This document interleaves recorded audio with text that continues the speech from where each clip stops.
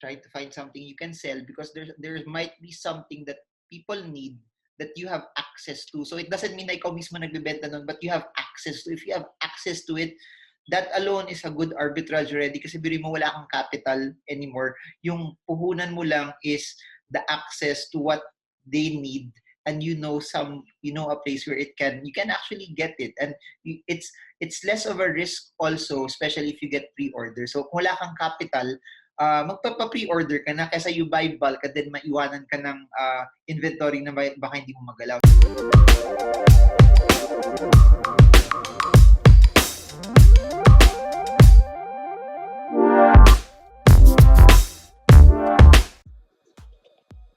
Hey guys, so this is part 2 of our video with ICEL Dy. The first one was in our first channel where we talked about real estate and is there really a bubble?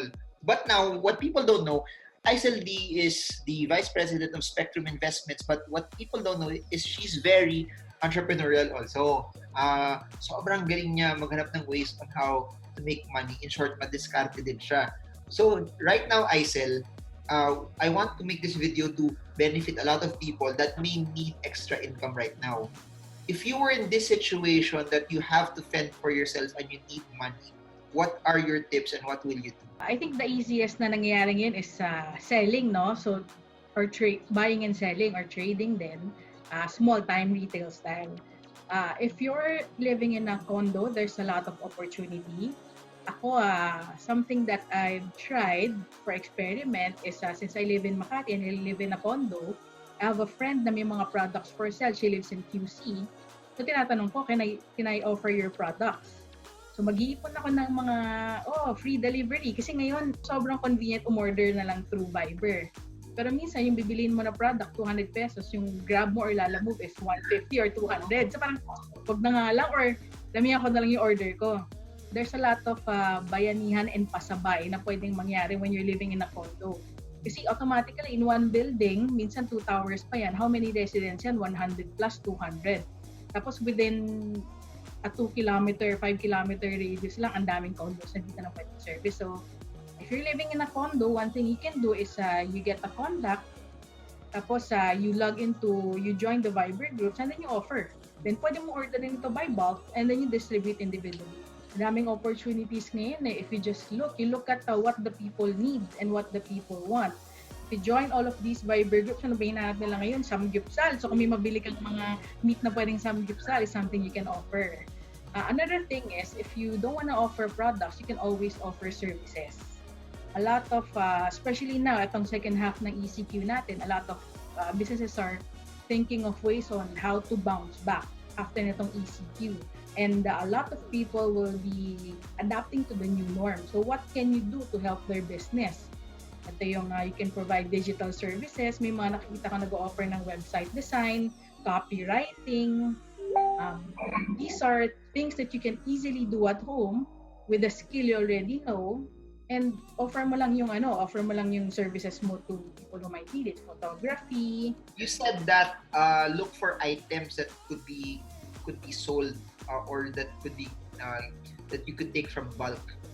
Meron bang yan, pang repository na if I want to buy poncan in bulk, dito ko siya to offer it in my condo, or people really have to fend for themselves na sila magagawa ng sarili ng research? Or kung may kaibigan ka, tapos alam mo kaibigan mo may nagbebenta ng itlog, since nagbebenta siya ng itlog, do you help distribute it also for them and then you sell it?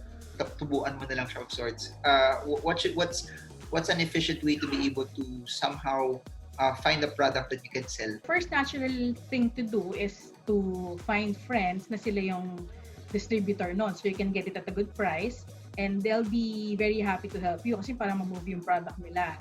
But then you also have to analyze itong product ba nila is something that the people want or need at this time. So minsan papakiramdaman mo rin. During the first half of ECQ, especially the first 3 weeks, people were clamoring for anything to boost their immune system. Kalamansi, dalanghita, supplements, vitamin C, malunggay. So maganda na mag-focus ka that time. Okay? People are transitioning to things na pwede na nilang gawin sa bahay, mga food na medyo enjoyable na mga nami-miss na nila, like coffee, cakes. So try to look at what the people want also. Mas madali siya eh. Kasi hindi mo kailangan ng malaking capital. May mga nakikita ko in their own kitchen, gagawa sila ng, ano ba tawag doon? Yung ginataang bilo-bilo. I'm gonna cook bilo-bilo on Sunday. How many months? And they'll get as much as 30 orders. That's extra kasi magaluto ka lang for your family. One grocery. I was able to order medicine from Mercury. I had to pay an extra 300 pesos for the service and delivery. I'm sure that someone who did that pasabay Mercury lived just somewhere here. And Glorieta is just a few minutes walk away. So pag dinrive yun, 5 minutes lang. And delivery niya, baka tapos na siya in less than an hour. And that's 300 pesos per order. Maraming opportunities, but nag-change siya. You try to look for what people want and need at this time. So that's via, that's all via Viber. Via Viber, yeah. I think dun sa services, I mentioned this dun sa first video, may mga naghahanap ngayon ng part-time na mga work from home customer service. If galing ka na sa BPO industry and you have the equipment and you have that confidence to answer mga voice calls, then merong requirements for it. If you're open to be an assistant for the meantime dahil wala ka naman ginagawa, you got laid off from your job, may mga virtual assistant openings. And actually, may mga trainings kung gusto mong ma-train and to be connected to the people who know where to find itong mga job openings. So that's also another way na you can offer your services. Anything you want to live with our subscribers? Anything that they can get from you? It's normal that we're all feeling a little bit of anxiety.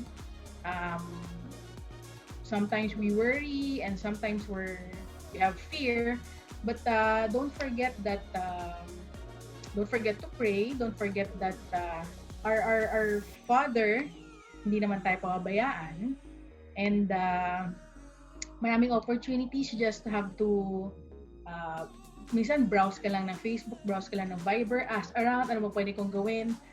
Itong ECQ, I found myself being on the phone, old school telephone, cell phone, pero old school, 1 hour and a half long with friends, just talking about what are you doing, how are you, what opportunities are you seeing. So ibalik natin yon.